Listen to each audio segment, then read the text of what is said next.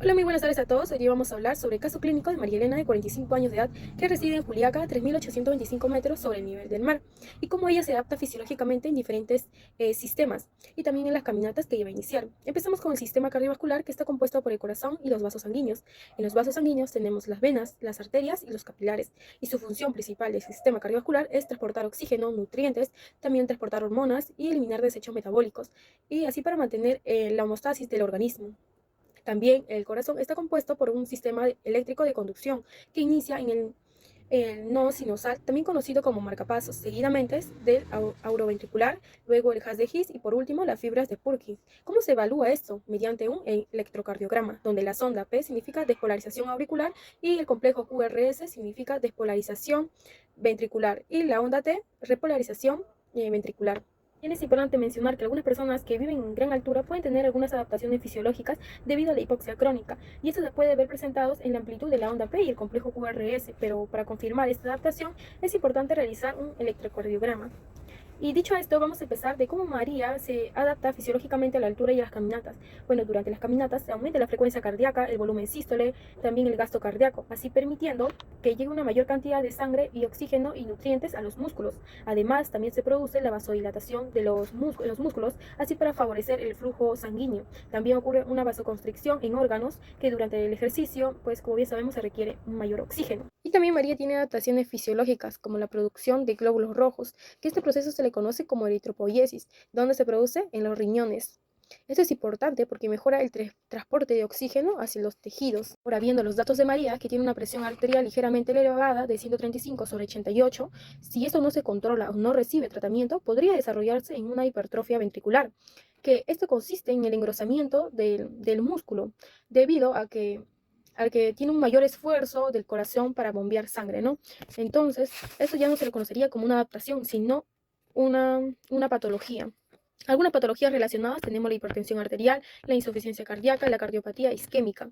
Y también como podemos observar en la imagen, podemos observar una arteria donde la sangre fluye libremente y en el otro que se ve como que tiene una obstrucción parcial, ¿no?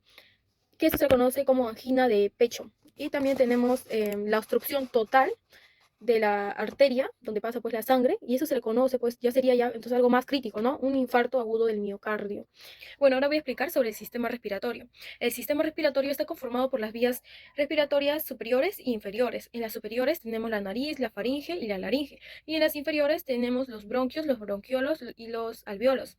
Y en los alveolos es donde se realiza el intercambio gaseoso, y también participa pues en la eliminación del dióxido de carbono, así para mantener el ácido base del organismo. ¿Y cómo regulamos la respiración? Lo está regulado por el centro respiratorio, que está ubicado en el bulbo raquídeo y la protuberancia, y en el cual estos reciben información de los quimioceptores centrales y periféricos. Los quimioceptores centrales, como bien sabemos, son muy sensibles al aumento de dióxido de carbono y también a los cambios de pH.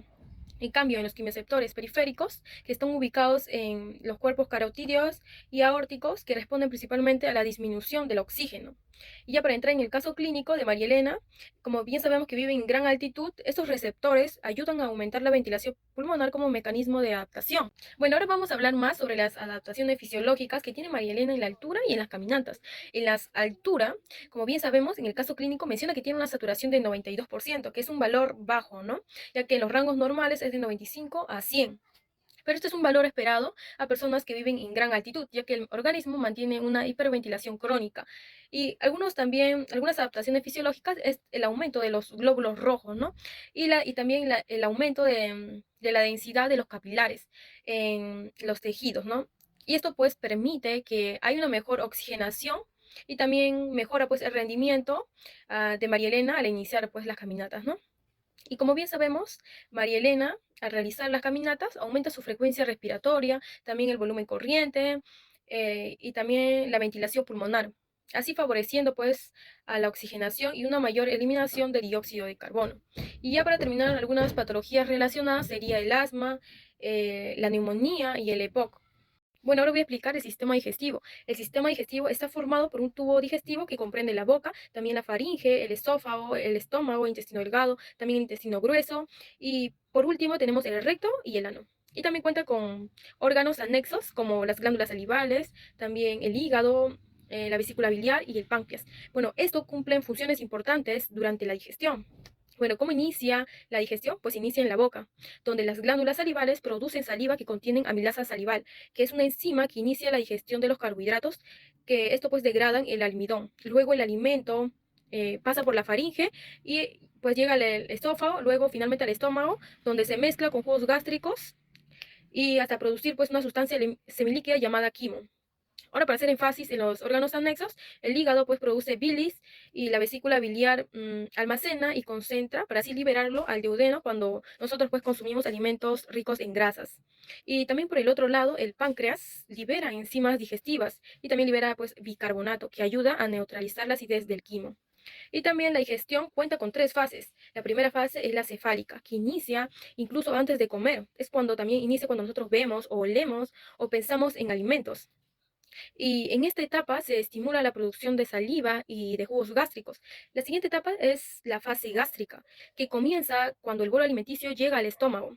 Y ahí es donde ocurre la distensión de sus paredes que estimula la liberación de gastrina, la cual favorece a la secreción de ácido clorhídrico y pexinógeno, que al combinarse estas dos se forma la enzima llamada pexina, que esto pues inicia la digestión de las proteínas. Y finalmente tenemos a la fase intestinal, que empieza cuando el quimo llega al duodeno, donde ahí contiene, pues, donde ahí continúa la digestión y se absorbe la mayor parte, pues, de los nutrientes. Ahora, relacionándolo con el caso clínico, durante las caminatas predomina la activación del sistema nervioso simpático. Esto hace que el organismo priorice el envío de sangre y oxígeno hacia los músculos, por lo que disminuye temporalmente el flujo sanguíneo y como consecuencia reduce la motilidad intestinal y también la secreción de los jugos gástricos. Y con respecto a la altura, el sistema digestivo no presenta adaptaciones fisiológicas específicas, como en cambio ocurre en el sistema respiratorio, pero sin embargo, durante los primeros días de exposición a la altura puede disminuir temporalmente el apetito y el flujo sanguíneo hacia el tubo digestivo, debido pues a que hay una mayor disponibilidad de oxígeno, ¿no? Y a medida que el organismo se aclimate, estas funciones suelen volver a la normalidad. Y ya finalmente, para relacionándolo con algunas patologías, tenemos la gastritis, que consiste en la inflamación de la mucosa del estómago. Y también tenemos la enfermedad por reflujo gastroesofágico, en lo que consiste que el estómago, pues, el contenido del estómago regrese hacia el esófago y esto produce irritación y sensación de ardor. Ahora voy a explicar el sistema renal, que está formado por los riñones, también los uréteres, la vejiga y la uretra. Su función principal es filtrar la sangre y también eliminar productos de desecho mediante la orina, y también mantener el equilibrio del agua y los electrolitos y el pH del organismo. Su unidad funcional es la nefrona, es donde ahí también se lleva a cabo los procesos de filtración glomerular y también la reabsorción tubular y la secreción tubular, los cuales permiten la formación de la orina. Ahora, relacionándolo al caso clínico, como María Elena vive en Juliaca, a 3.825 metros sobre el nivel del mar, tiene adaptaciones fisiológicas pues en la altura. Una de ellas es la producción de la eritropoyetina, que es una hormona producida por el riñón, que estimula la médula ósea para producir más glóbulos rojos, así mejorando el transporte de oxígeno hacia los tejidos. Y también el riñón aumenta la excreción del bicarbonato en la orina para compensar así la alcalosis respiratoria causada por la hiperventilación, que ocurre pues esa es propia de la altura y así mantener el equilibrio base del organismo. Y durante las caminatas, María pierde agua y electrolitos a través del sudor, lo cual disminuye el volumen circulante y como respuesta se activa el sistema renina-angiotensina-aldosterona, produciendo así la vasoconstricción y estimulando la liberación de la aldosterona. Esto aumenta la reabsorción de sodio y agua en los riñones, así ayudando a mantener el volumen sanguíneo, también la presión arterial y así por ende ayuda a prevenir la deshidratación que podría tener María al realizar las caminatas.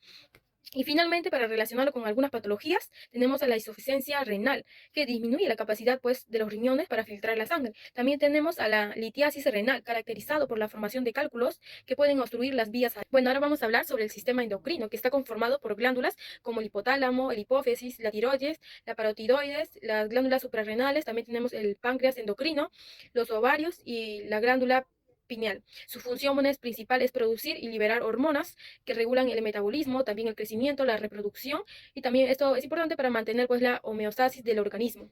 Ahora relacionado al caso clínico durante las caminatas, pues aumenta la demanda de energía Y como consecuencia, las glándulas suprarrenales liberan adrenalina, que esto hace que aumente la frecuencia cardíaca y prepare pues al organismo para el esfuerzo físico.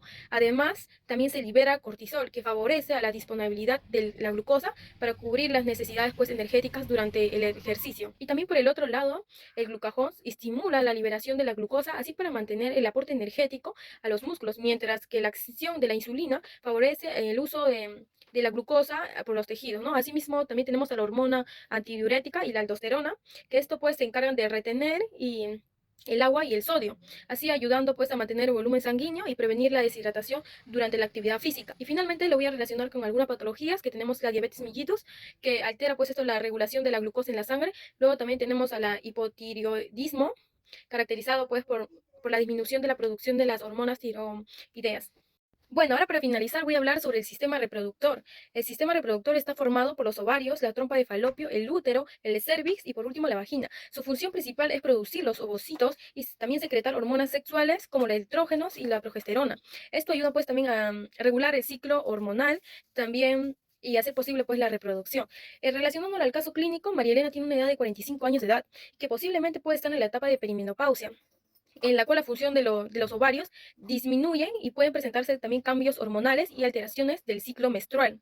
Y ahora con respecto a la altura, el sistema reproductor no presenta pues adaptaciones fisiológicas específicas, pero durante las caminatas, el ejercicio moderado favorece pues a la circulación sanguínea y mejora la perfusión de los órganos pélvicos y contribuye al equilibrio hormonal, beneficiando a la salud reproductiva. Y ya para finalizar, voy a mencionar algunas patologías, como por ejemplo, las miomas uterinas, que son como que tumores benignos del útero. Y también tenemos el cáncer de cuello uterino, que es muy común en mujeres, que pues esto afecta al cervix, ¿no?